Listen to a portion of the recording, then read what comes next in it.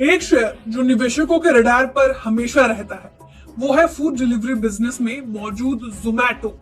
जोमैटो का शेयर आजकल फिर फोकस में है। कारण है अमेरिकी ब्रोकरेज फर्म जेफरीज के global equities head Christopher would का एक बयान। असल में जेफरीज के क्रिस वुड ने अपने पोर्टफोलियो में जोमैटो को शामिल किया है। अपने इंडिया लॉन्ग पोर्टफोलियो में क्रिस वुड ने जोमैटो को 4% का वेटेज दिया है। इसके अलावा जोमैटो का शेयर क्रिस वुड के ग्लोबल लॉन्ग ओनली पोर्टफोलियो में भी शामिल होगा। इस पोर्टफोलियो में भी जोमैटो के शेयर का वेटेज 4% होगा। अब ऐसा नहीं है कि क्रिस वुड ने सिर्फ जोमैटो को ही अपने पोर्टफोलियो में शामिल किया है, इसके अलावा भी क्रिस वुड ने बड़े पैमाने पर अपने पोर्टफोलियो में बदलाव किया है। अब किन किन शेयरों को क्रिस वुड के पोर्टफोलियो में जगह मिली है और कौन से शेयर्स क्रिस वुड के पोर्टफोलियो से हुए हैं बाहर, ये जान लेते हैं।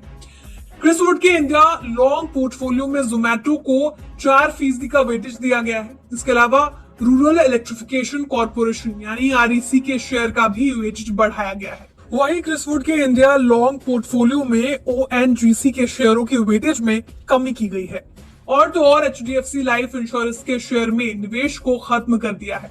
बता दें क्रिस वुड ने जोमैटो को global long only equity portfolio में जोड़ने के लिए JD.com और अलीबाबा में अपने इन्वेस्टमेंट का 2% घटाया है। यानी आसान भाषा में कहें तो अमेरिकी ब्रोकरेज फर्म जेफरीज JD.com और अलीबाबा जैसे शेयर्स से अपना मुंह मोड़कर भारतीय कंपनी जोमैटो पर अपना फोकस बढ़ा रहा है। अब इस भरोसे का कारण क्या है, ये जान लेते हैं। असल में साल 2023 की चौथी तिमाही में जोमैटो के घाटे में कमी आई थी। वहीं कंपनी का रेवेन्यू 70% बढ़ा था।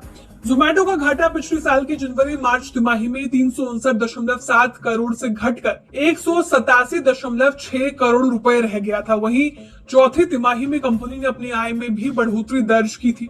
जोमैटो का आय 70% बढ़कर 2056 करोड़ रुपए हो गया था। बता दें एक साल पहली इसी तिमाही में कंपनी की आय 1211.8 करोड़ रुपए थी।